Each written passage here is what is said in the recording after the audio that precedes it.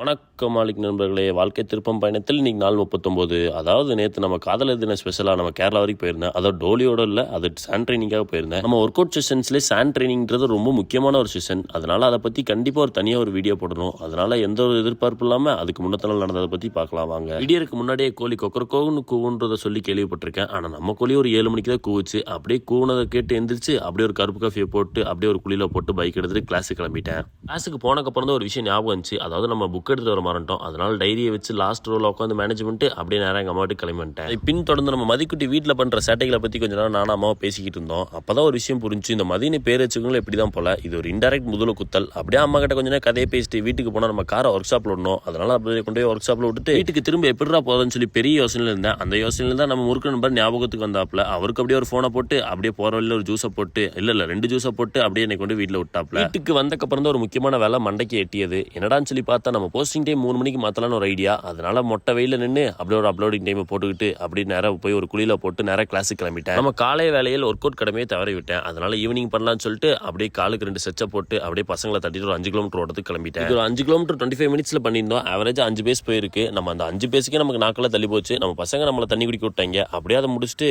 போற வழியில நம்ம எப்பயும் லேட்டா போய் ஒரு கடையில முட்டுவாங்கல, அந்த கடைக்கு இன்னைக்கு சீக்கிரமா போயிட்டேன். அந்த அண்ணாவே ஆச்சரியமா வாயை பொழுந்துட்டாரு. என்ன தம்பி இன்னைக்கு சீக்கிரம் சொல்லிட்டு அப்படியே அதை வாங்கிட்டு திரும்பி பார்த்தா நம்ம நண்பர் ஒருத்தர், வேற யாரும் இல்ல நம்ம முறுக்கு நண்பர் தான். அவரும் நானும் கொஞ்ச நேரம் கதையை பேசிட்டு ஒரு டீயை போட்டிருக்கும் போது தான் 2 பேத்துக்கு ஒரு அதிர்ச்சியான தகவல். என்னடான்னு பார்த்தா தங்க விலை குறைஞ்சிருச்சாமா. தங்கன வேற இல்லைங்க, முட்டை விலை குறைஞ்சிருச்சாமா. அதுவும் 170 ரூபா சொன்னாங்க. அதனால ஆளுக்கு ஒரு அட்டையை சொல்லிட்டு அப்படியே 34 முட்டையை கொண்டு போய் அழகா வீட்டில் சேர்த்திட்டு 4 முட்டையை நான் டெஸ்டிங்ல விட்டுருந்தேன். அதை டெஸ்டிங்கோட சேர்த்து கொஞ்சம் பேல்புரி நம்ம முறுக்கு நம்பர் வாங்கி கொடுத்தாப்ல. அதையும் இதையும் வச்சு நைட்டு சாப்பாட முடிச்சுட்டு இன்னைக்கு நாளை முடிச்சுட்டேன். டாடா பாய், நாளைக்கு பார்க்கலாம்.